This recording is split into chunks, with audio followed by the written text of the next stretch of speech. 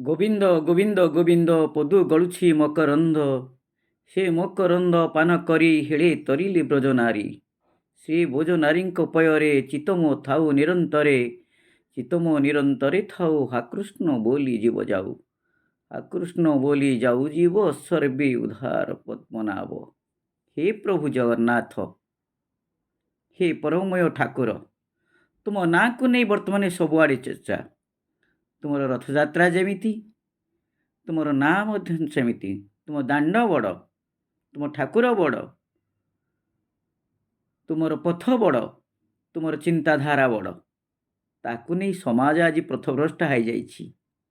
ବେଳେବେଳେ ତୁମର ଡାହୁକର ଡାକ ଶୁଣି ସମାଜ ଆଜି ପଥଭ୍ରଷ୍ଟ ହୋଇଯାଉଛି। ପ୍ରଶ୍ନ ପଚାରୁଛି, ଡାହୁକର ଡାକ ଠିକ୍ କି ଭୁଲ? ହେ ନୀଳାମୟ ଠାକୁର, ତୁ କହିଦେ ଡାହୁକର ଡାକ ଠିକ୍ କି ଭୁଲ? ଆମେ ଆଜି ସମସ୍ତଙ୍କୁ ଗୋଟିଏ କଥା କହିବା, ଚୋର ବି ଭଗବାନଙ୍କୁ ଡାକୁଛି, ମୋତେ ଚୋରି କରିବାର ସୁଯୋଗ ଦେ, ମୋତେ କେଉଁଠି ଧରା ପକାଇ ଦେନି। ସାଧୁ ବି ଭଗବାନଙ୍କୁ ଡାକୁଛି, ମୋତେ ମୁକ୍ତି ଦେ। ମୁଁ ତୋ ନାଁ ଧରିକି ଯେମିତି ଯାଏ, ତୋରି ପାଖରେ ଯାଏ, ତୋରି ଧାମରେ ରୁହେ ସବୁବେଳେ ପାଇଁ, ତୋ ନାଁ ହିଁ ଜପୁଥାଏ। ଛୋଟା ବି ଡାକୁଛି, ଅନ୍ଧ ବି ଡାକୁଛି, ସମସ୍ତେ ଭଗବାନଙ୍କୁ ଡାକୁଛନ୍ତି। ସମସ୍ତେ ଯଦି ଭଗବାନଙ୍କୁ ଡାକୁଛନ୍ତି, ଭଗବାନ କାହା ଡାକ ଶୁଣିବେ? ସେ ତ ସମସ୍ତଙ୍କର ଡାକ ଶୁଣିବାକୁ ଅଛି, ତଥାପି କାହା ଡାକ ଶୁଣିବ? କିଏ ଡାକିଲାଣି ଆହେ ନୀଳ ଶୈଳ ପ୍ରବଳ ମତ ବାଳନ। କେତେବେଳେ ହାତୀ ବିପଦରେ ପଡ଼ି ଡାକୁଛି, କେତେବେଳେ ମୃଗୁଣୀ ବିପଦରେ ପଡ଼ି ଡାକୁଛି, କେତେବେଳେ ଚୋର ବିପଦରେ ପଡ଼ି ଡାକୁଛି, କେତେବେଳେ ସାଧୁ ପାଖରେ ଯାଇକି ଭଗବାନ ପାଖରେ ମଧ୍ୟ ଡାକୁଛି। ସମସ୍ତଙ୍କର ଡାକ କିନ୍ତୁ ଭିନ୍ନ ଭିନ୍ନ। ଜଗନ୍ନାଥ କହିଲେ, ସମସ୍ତେ ମୋତେ ଡାକୁଛ, ମୁଁ କାହା କଥା ଶୁଣିବି? ମୁଁ ତ ସମସ୍ତଙ୍କ ଡାକ ଶୁଣିବା ପାଇଁ ଅଛି, ହେଲେ ମୋତେ ଯିଏ ଅନ୍ତର ଭିତରେ ଡାକେ, ମୁଁ କେବଳ ତା ଡାକ ଶୁଣିବି। ତେଣୁକରି ତୁମେ ନିଜେ ଦେଖ, ଜଣେ ଚିତ୍ରକର ଆସିଲା ମନ୍ଦିରକୁ ବୁଲିବା ପାଇଁ ଗଲା। ସେ ମନ୍ଦିରରେ ଚିତ୍ର କେଉଁଠି କ'ଣ ହେଇଛି ସେ ତାକୁ ଲକ୍ଷ୍ୟ ରଖିଲା। ମୋତେ ଦେଖିଲା କେତେବେଳେ ସେ ଦେଖିଲା ମୋ ଦେହରେ କୋଭଳି ରଙ୍ଗ ହେଇଛି, ଆଉ କ'ଣ ଦେଇଥିଲେ ମୋତେ ସୁନ୍ଦର ହେଇଥାନ୍ତା। ମୋ ଆଖିଟାକୁ ଗୋଲ ହେଇଛି, ଏଇଠି ଟିକେ କଳା ହେଇଥାନ୍ତା କି ଏଇଠି ଟିକେ ଧଳା ବିନ୍ଦୁ ପଡ଼ିଥିଲେ ସୁନ୍ଦର ହେଇଥାନ୍ତା।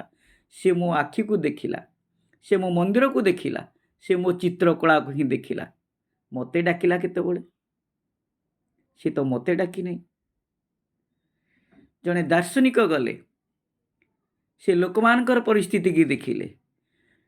କିଏ ବଡ଼ ଦାଣ୍ଡରେ ଭିକ ମାଗୁଛି ଦେଖିଲା, କିଏ ରାସ୍ତାରେ କାନ୍ଦିକି ଗଡ଼ି ଯାଉଛି ଦେଖିଲା, କିଏ 22 ପାହାଚରେ ଗଡ଼ୁଛି ଦେଖିଲା।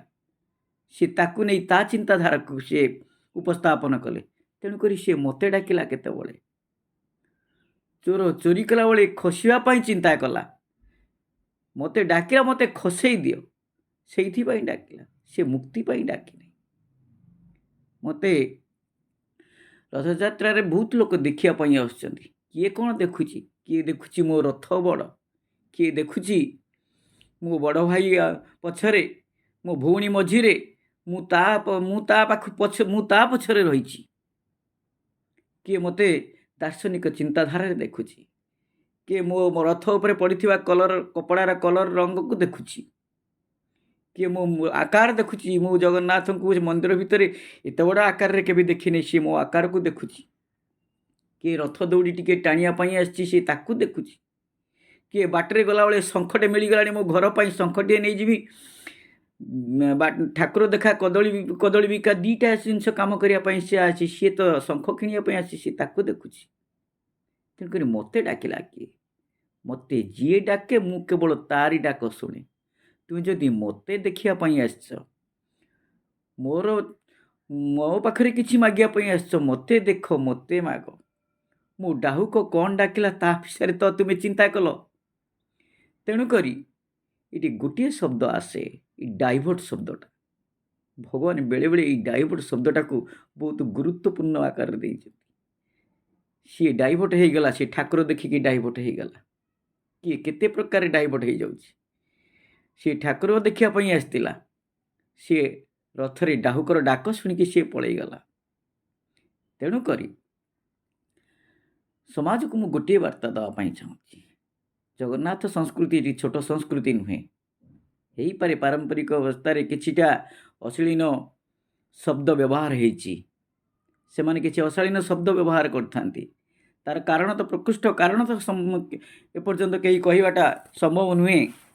କାହିଁକିନା ବେଳେବେଳେ ରଥ ତ ଏତେ ବଡ଼ ରଥ ଥିଲା, ତାକୁ ଲୋକ ଟାଣିବା ପାଇଁ ବହୁତ ଲୋକର ଆବଶ୍ୟକତା ଥିଲା। ତେଣୁକରି ରଥ ଟାଣିବା ପାଇଁ କିଛି ଯେତେବେଳେ ବଳର ଆବଶ୍ୟକତା ଥିଲା, କିଛି ଅଶ୍ଳୀଳ ଭାଷା କହି, କିଛି ଇଙ୍ଗିତ ଭାଷା କହି, କି ଦ୍ବ୍ୟର୍ଥବୋଧକ ଭାଷା କହି ରଥଟିକି ଟାଣି ନେବା ପାଇଁ ସୁବିଧା ହେବା ପାଇଁ ତାକୁ ବ୍ୟବହାର କରାଯାଇଥାଇପାରେ।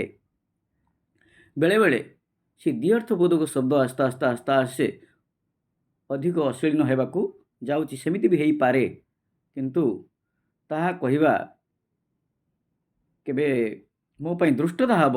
କାହିଁକିନା ତା ବିଷୟରେ ସମ୍ପୂର୍ଣ୍ଣ ଜ୍ଞାନ ଆମ କାହା ପାଖରେ ମଧ୍ୟ ନାହିଁ। ତାର ଇତିହାସ ମଧ୍ୟ କେହି କହିପାରୁନାହିଁ ଯେ ଅଶାଳୀନ ଭାଷା କେବେଠୁ ଆସିଲା। ଏଇଟା ଗୋଟେ କେବଳ ସମସ୍ତେ ଅନୁମାନ କରି ଆମେ ଆଜି କହିପାରିବା। ତେଣୁକରି ଯଦି ଜଗନ୍ନାଥ ସଂସ୍କୃତି ଆମକୁ ଭଲ ଲାଗୁଛି, ଯଦି ପ୍ରଭୁ ଜଗନ୍ନାଥ ଆମକୁ ଭଲ ଲାଗୁଛି, ତାର ଭାଷାକୁ ଆମେ ଗୁରୁତ୍ୱ ଦେବା ନାହିଁ। ଆମେ କେବଳ ଠାକୁର ଦେଖିବାକୁ ଯିବା, ଠାକୁରର ମହିମା ଦେଖିବାକୁ ଯିବା, ଠାକୁରର ଗାନ ଦେଖିବାକୁ ଯିବା। ଆମର ଯାହା କିଛି କହିବାର ଅଛି, ପ୍ରଭୁ ଶ୍ରୀ କରୁଣାମୟ ଜଗନ୍ନାଥକୁ ଆମେ ସେଇ ବାର୍ତ୍ତାଟା ତା ପାଖରେ ପହଞ୍ଚି ଦେଇକି ଆସିବା, ଆମ ଦୁଃଖ ତା ପାଖରେ କହିବା। ସେତିକି ହେଉଛି ଆମ ପାଇଁ ଯଥେଷ୍ଟ ହେବ। ଏଇ ଜଗନ୍ନାଥ ସଂସ୍କୃତିକି ନେଇ କିଛି ଗୋଟିଏ ଦ୍ୱନ୍ଦ୍ୱ ସୃଷ୍ଟି କରିବା ହୁଏତ ସମାଜ ପାଇଁ ବିପଦ ହେବ। ତେଣୁକରି ମୁଁ ସମସ୍ତଙ୍କୁ ଅନୁରୋଧ କରୁଛି, ଏଭଳି ଏକ ଦ୍ୱନ୍ଦ୍ୱରୁ ସମସ୍ତେ ଦୂରେଇ ଯିବା ଦରକାର। ଜଗନ୍ନାଥର ସଂସ୍କୃତି, ପ୍ରଭୁ ଜଗନ୍ନାଥଙ୍କର ଲୀଳା ଏ ବହୁତ ବଡ଼ ବିଚିତ୍ର ଲୀଳା। ତାକୁ ଯଦି ଆମେ ଅନୁଧ୍ୟାନ କରିବା, ତାର କୋଣେ କୋଣେ କୋଣେ କୋଣରେ ସେ ଭକ୍ତ ଆଉ ଭଗବାନର ମିଳନ ଛଡ଼ା ଆଉ ସେଠି କିଛି ନାହିଁ। କେବଳ ଚାରି ଆଖିର ମିଳନ, ତାର ଦୁଇ ଆଖି ସହିତ ଆମର ଦୁଇ ଆଖି କେବଳ ଯଦି ମିଳି ଦେଇକି ଆମେ ଆସିବା, ଆମେ ଜାଣିଲେ ଆମର ଜୀବନ ସାର୍ଥକ ହେବ। ଧନ୍ୟବାଦ।